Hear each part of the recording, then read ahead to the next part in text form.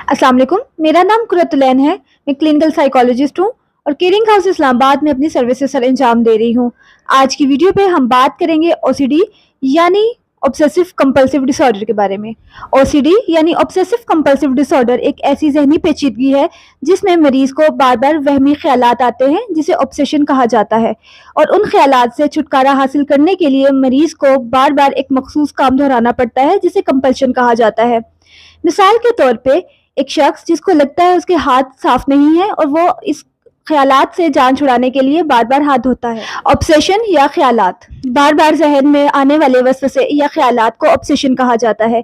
ये वहमी वसवसे या ख्यालात खुद ब खुद मरीज के जहन में आते हैं और शर्मिंदगी और बेचैनी का सबब बनते हैं। मिसाल के तौर पे किसी शख्स को ये ख्याल आ सकता है कि उसके हाथ साफ नहीं है, या उसको ऐसा लग सकता है कि उसने दरवाजों को सही से बंद नहीं किया। शक या वहम का होना भी इसमें शामिल है।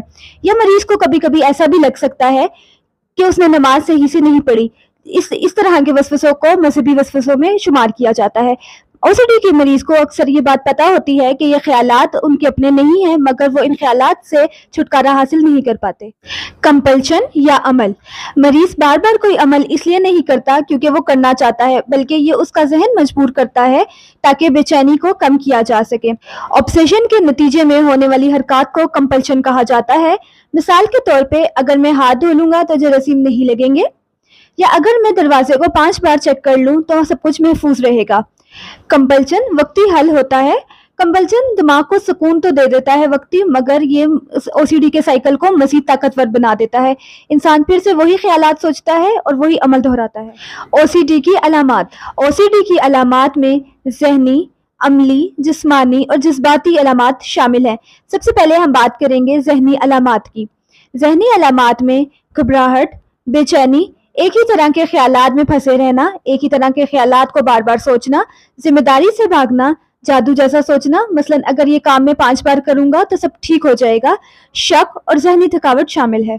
अमली अलामात, अमली अलामात में एक ही काम को बार बार दोहराना, सफाई करते रहना, तसल्ली करवाना, चीजों को गिनते रहना और उन चीजों से दूर रहना जो अलामात को बढ़ाती हैं।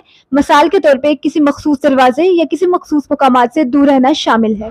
जज्बाती अलामात, जज्बाती अलामात में शर्मिंदगी, उदासी, मायूसी, बार बार रोना शामिल है। ओसीडी में जब तक ख्यालात के ऊपर अमल ना कर लिया जाए बेचैनी और घबराहट रहती है। अक्सर मरीज ओसीडी में शर्मिंदगी महसूस करते हैं। उनको ऐसा ख्याल आता है कि ये ऐसे ख्यालात में हम मुब्तला क्यों हैं, या क्या हम बुरे इंसान हैं। बाज़ औक़ात मरीज खुद से नफरत करने लग जाता है। ओसीडी की हालत में चिड़चिड़ापन और गुस्सा भी मरीज महसूस करता है, क्योंकि मरीज एक ही ख्याल से बार बार गुजर रहा होता है और वो उसकी रोजमर्रा की जिंदगी को मुतासिर करता है। जिस्मानी अलामात, बार बार हाथ धोना, चीजों को गिनना, उनकी तरतीब को ठीक करना, इस तरह के कामों से जिस्मानी थकावट हो जाती है।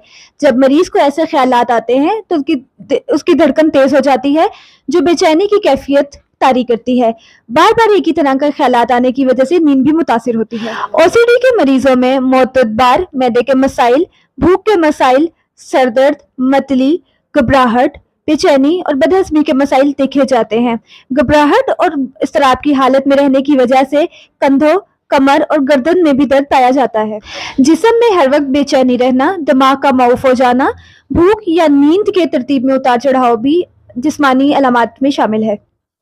तो नाज़रीन, आज की वीडियो में हमने जाना ओसीडी और उसकी तफसीली अलामात।